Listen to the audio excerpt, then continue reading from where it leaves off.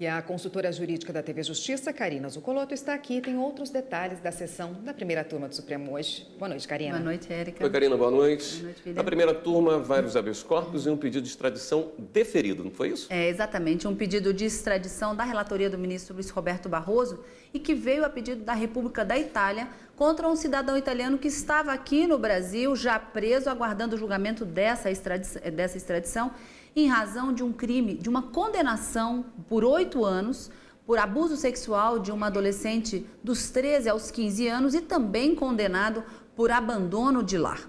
O pedido de extradição, então, envolvia esses 2 crimes e o ministro Luiz Roberto Barroso, que acabou sendo seguido por todos os ministros da primeira turma, deferiu parcialmente essa extradição apenas em relação ao crime de abuso sexual, em razão de haver o que a gente chama de dupla punibilidade ou dupla incriminação. Esse crime, esse abuso sexual lá na Itália, aqui no Brasil ele é chamado de estupro de vulnerável. Então, havendo essa compatibilidade de crimes lá e aqui, é possível que seja deferida a extradição. Afastaram qualquer argumento de prescrição desse crime, o pedido baseado em um tratado bilateral Brasil e Itália, e com isso os ministros acabaram deferindo a extradição para esse crime. Com relação ao abandono de lar, aqui no Brasil não se trata de conduta tipificada pelo Código Penal, então, não sendo crime aqui no Brasil, não se deferiu a extradição com relação a esse pedido.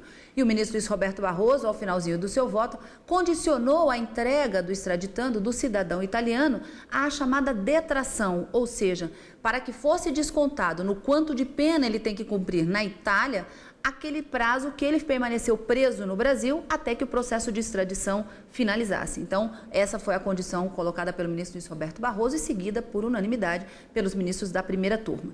E como você disse, William, vários habeas corpus foram julgados hoje na primeira turma e um deles teve o julgamento retomado, mas pela segunda vez interrompido em razão de um pedido de vista do ministro Luiz Fux. E aqui, nesse caso, o julgamento de um recurso em habeas corpus foi retomado com o voto vista do ministro Alexandre de Moraes acerca de uma prova envolvendo DNA, sangue de um corréu presente na cena do crime e que, segundo a Defensoria Pública, seria prova suficiente para afastar a condenação do recorrente de crime de roubo e estupro. Mas para o ministro Alexandre de Moraes, o fato de haver sangue no local do crime e esse sangue ser do corréu, por si só, não incriminaria, não diria que ele teria sido o autor desse estupro, já que na vítima não havia qualquer vestígio de sangue.